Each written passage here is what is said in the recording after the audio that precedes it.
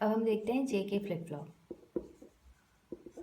ठीक है, S R में क्या प्रॉब्लम आ रही थी कि जब एस और आर दोनों की वैल्यू 1 हो रही थी उस टाइम पे क्यू एंड क्यू बार दोनों इन दोनों की वैल्यू भी 1 मिल रही थी हमें। ठीक है, तो इस प्रॉब्लम को एलिमिनेट करने के लिए जे के फ्लिप फ्लॉप बनाया गया। इसका लॉजिक सर्किट देख लेते हैं। ये हो गया एस और R. S R flip flop में क्या मॉडिफिकेशन किया गया।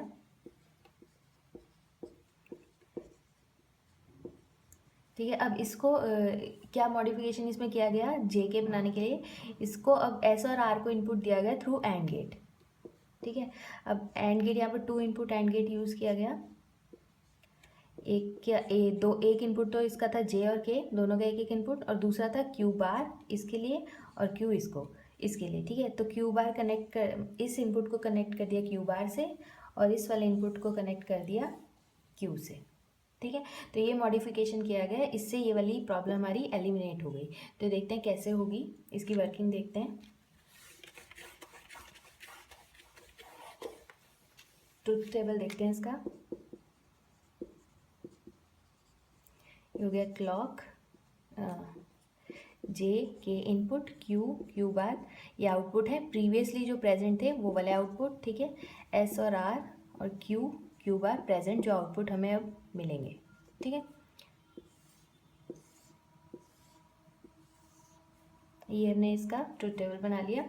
क्लॉक जब 1 होगी, जे के इनपुट एक को मान लिया 0, सॉरी एक को मान लिया 1, दूसरे को मान लिया 0। उस टाइम पे क्या होगा, मान लिया प्रीवियसली क्या वैल्यू थी हमारे आउटपुट पे 1 थी। प्रीवियसली क्यू की क्या वैल्यू थी 1 थी, तो क्यू बार हो गया 0। ठीक है, उस टाइम पे एस और आर की क्या वैल्यू होगी। देखो यहाँ पर हमने क्या मॉडिफिकेशन किया था कि एस पे इनपुट दे रहे थे हम जे डॉट क्यू बार और आर पे क्या इनपुट दे रहे थे के डॉट क्यू। ठीक है, तो इसके अकॉर्डिंग एस पे क्या इनपुट आ जाएगा, जे डॉट क्यू बार क्या होगा, जे dot Q bar 1 multiply by 0 is 0। ठीक है, अब आर पे क्या इनपुट होगा, के डॉट क्यू, के 0 है, क्यू हो गया 1, तो 0 इंटू 1 इज अगेन 0। तो जब s इक्वल्स टू 0 होता है, r इक्वल्स टू 0 होता है, तो हमें आउटपुट क्या मिलता है, आउटपुट मिलता है हमें प्रीवियस वैल्यू। ठीक है, जब आप एस आर फ्लिप फ्लॉप देखोगे तो उसका अकॉर्डिंग टू ट्रुथ टेबल उसके, तो जब आपके पास दोनों इनपुट 0 होते हैं हमें उसकी प्रीवियस वैल्यू आउटपुट पे मिलती है। तो प्रीवियसली वैल्यू क्या है यहाँ पर 1 0, तो आउटपुट पे हमें क्या मिला 1, आउट क्यू मिला हमें 1 और क्यू बार हो गया 0। ठीक है, फर्स्ट केस, अगर यहाँ पर प्रीवियस वैल्यू 0 होती तो उसके अकॉर्डिंग क्यू बार क्या होता 1। ठीक है, तो अब एस और आर की क्या वैल्यू होती है उस टाइम पे, एस की वैल्यू होती J into Q bar, J into Q bar 1 into 1, तो यहाँ पर आ गया 1। और आर की क्या होती के डॉट क्यू, के डॉट क्यू 0 इंटू 0, तो ये हो गया 0। ठीक है, अब इस केस में जब एस और आर की वैल्यू 1 0 होगी तो एस इक्वल्स टू 1 होगा, तो आउटपुट पे हमें क्या मिलता है 1, ये सेट कर देता है फ्लिप फ्लॉप को। ठीक है, जब क्यू 1 हो गया तो क्यू बार क्या हो जाएगा 0। ठीक है, तो इस केस में जब क्लॉक 1 होगी और जे की वैल्यू 1 और के की वैल्यू 0 होगी, उस टाइम में हमें आउटपुट क्या मिलेगा 1 0, मतलब हमारे आउटपुट पे हमें 1 मिलेगा। ठीक है, फर्स्ट केस। सेकेंड केस, जब क्लॉक 1 है, जे की वैल्यू 0 और के की वैल्यू 1 होगी, उस केस में क्या होगा।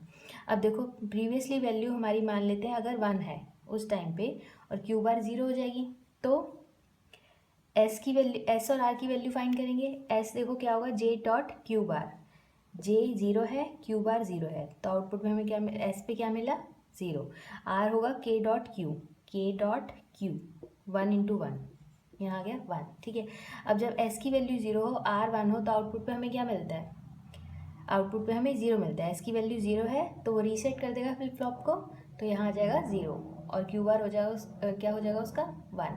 ठीक है, अब अगर प्रीवियसली हमारे पास वैल्यू 0 होती क्यू की और क्यू बार 1 होता, तो उस टाइम पे क्या होता, तो एस की वैल्यू क्या है जे डॉट क्यू बार, 0 इंटू 1, तो हो गया 0, और आर की है के डॉट क्यू बार 1 इंटू 0, तो अगेन 0 आ गया हमारे पास।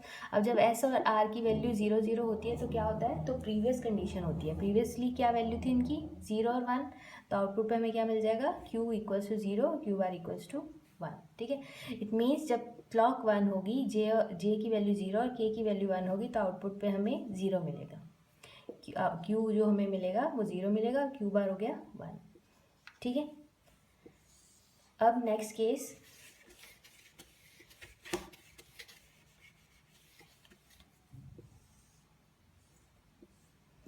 अगर क्लॉक 1 है, जे की वैल्यू 0 है और के की वैल्यू भी 0 है, उस केस में क्या होगा, अगर प्रीवियसली हमारे पास 1 है और क्यू बार 0 हो गया, उस टाइम पे क्या वैल्यू आएगी, एस की वैल्यू होगी J dot Q bar 0, R की होगी के डॉट क्यू 0 होगी ये भी। अब जब 0 0 होगी इट मीन्स प्रीवियस वैल्यू आएगी, प्रीवियसली वैल्यू क्या है हमारे पास 1 0, क्यू की 1 है, क्यू बार की 0 है, तो क्यू पे 1 आ गया, क्यू बार पे 0, ठीक है। अगर यहाँ पर प्रीवियसली हमारे पास 0 और 1 होता, उस टाइम पे क्या होता, देखो फिर एस की वैल्यू उस टाइम पे क्या आ जाती, 0 multiply by Q bar, J multiply by Q bar is 0, 0 multiply by 1 मत मीन्स, ठीक है। और आर की क्या हो जाती, 0 इंटू 0 0, ये भी 0 आ गया। इट मीन्स प्रीवियस जो वैल्यू होगी वही आएगी।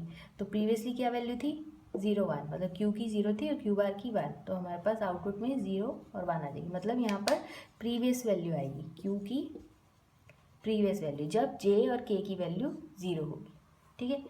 ये केस हो गया। नेक्स्ट,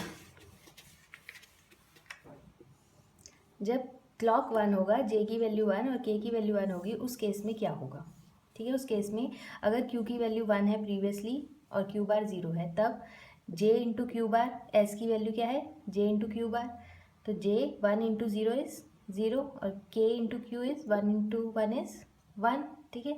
तो एस की वैल्यू 0 है, आर की वैल्यू 1 है, इट मीन्स एस क्या, जब एस की वैल्यू 0 होती है तो आउटपुट पे हमें क्या मिलता है 0, तो क्यू बार क्या हो जाएगा 1, ठीक है। नेक्स्ट केस, अगर प्रीवियसली 0 हो और यहाँ 1 हो, तो उस केस में क्या होगा, ठीक है।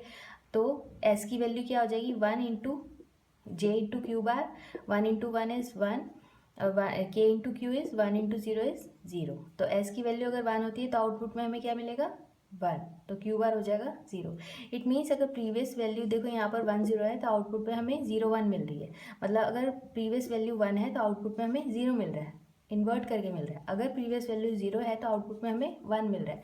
इट मीन्स क्यू की जो प्रीवियस वैल्यू है उसका कॉम्प्लीमेंट मिल रहा है हमें आउटपुट पे, ठीक है। तो जब क्लॉक की वैल्यू 1 होगी और जे के आपके 1 होंगे दोनों, तो हमें आउटपुट पे क्यू की प्रीवियस वैल्यू का कॉम्प्लीमेंट मिलेगा, ठीक है। ये था ट्रुथ टेबल फॉर जे के फ्लिप फ्लॉप। लेकिन जे के में भी ये जब ये वाली कंडीशन आती है तब इसमें एक प्रॉब्लम अराइज होती है, उसे कहते हैं रेस अराउंड कंडीशन, ठीक है। ये प्रॉब्लम को सॉल्व करने के लिए हम मास्टर स्लेव फ्लिप फ्लॉप बनाते हैं JK master slave JK flip flop बनाते हैं, ठीक है। तो रेस अराउंड कंडीशन हम देखेंगे नेक्स्ट वीडियो में, ये प्रॉब्लम क्या होती है, कैसे अराइज होती है, ठीक है। Thank you.